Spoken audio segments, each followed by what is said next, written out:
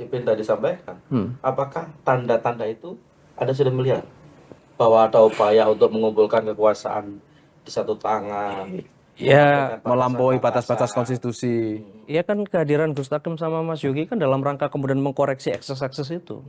Nggak cuma saya, bareng-bareng. Ya termasuk kan sekarang apa yang kita lakukan sebagai kepala daerah dilihat di media sosial. Ya kan, kemudian setiap orang bisa bisa lapor apapun yang sedang dihadapi. Karena saya selalu ngomong bahwa ya kalau saya di ruang hampa sendirian gitu bisa berlaku apapun, nggak ada orang yang tahu gitu. Tapi kan kalau kemudian dikontrol kan, aduh mau melakukan gini ada Mas Yogi, mau begini ada Mas Takim ya. Fungsinya itu sebenarnya. Mas Ipin, apa sebenarnya kan tidak ada problem dengan selama ini ya, tidak ada problem dengan representasi anak muda dalam politik sebenarnya. Tapi menurut Mas Ipin, kenapa sekarang sebutan anak muda di representasi politik misalnya itu menjadi seperti minor?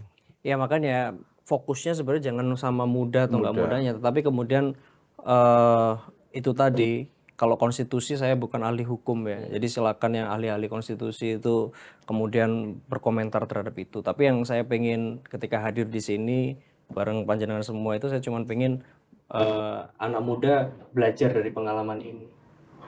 Kita Apa yang harus dipelajari dari peristiwa ini? ya, yang perlu dipelajari dari peristiwa ini adalah ternyata setiap tindakan itu ada konsekuensinya. Terus kemudian kedua bahwa semudah-mudahnya kamu dapat privilege gitu ya. Semudah-mudahnya kamu dapat privilege, semudah-mudahnya kamu dapat sesuatu yang itu menguntungkan kamu di sisi pihak. Itu kamu juga harus ngukur, ini harus aku ambil apa enggak gitu kira-kira. Karena Diri ya. karena Ya karena ternyata setiap tindakanmu itu, apalagi kalau kemudian kamu sudah berada di piramida yang kemudian semakin lama semakin tinggi, itu impact ke bawahnya banyak.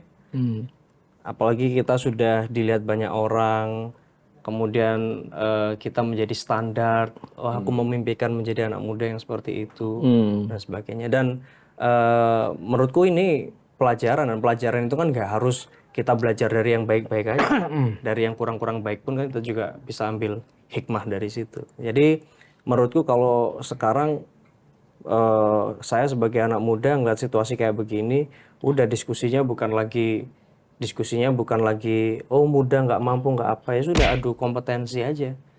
Lintas generasi. adu kompetensi, Iya, kalau lintas generasi. Nah, aturannya fair, ya, terus lapangannya juga fair, wasitnya juga fair sih nggak ada persoalan itu loh. Yang dijadikan persoalan oleh sebagian orang kan karena dianggap ada unfairness di sini. ya exactly. Makanya terus kemudian serangannya jangan kemudian oh masih kecil masih itu gitu loh. Kasihan anak-anak muda yang lain kecipratan-kecipratan gitu. Jadi sekarang sebenarnya ya satu, ya political awareness-nya ditingkatkan. Jadi apa sih sebenarnya republik, apa sih sebenarnya demokrasi? Ya sehingga kemudian biar anak muda itu dengan sadar, conscious untuk melakukan satu political participation gitu. Nah yang terakhir, biar anak muda nggak apa istilahnya kecengklak gitu, ya kita konstitusi ini harus kemudian kokoh sebagai sebuah political assurance gitu, sebagai satu garansi bahwa yang namanya konstitusi ya sudah, rule of the game-nya itu gini, jangan tiba-tiba begitu kita mau main nih, katanya kalau kuda jalannya L, ternyata bisa jalan U lah kan gitu kan kaget kita. Kayak siapa ya? Contohnya kira-kira siapa yang kayak gitu? Ya, Makanya harusnya ya ini Gus Takim tadi.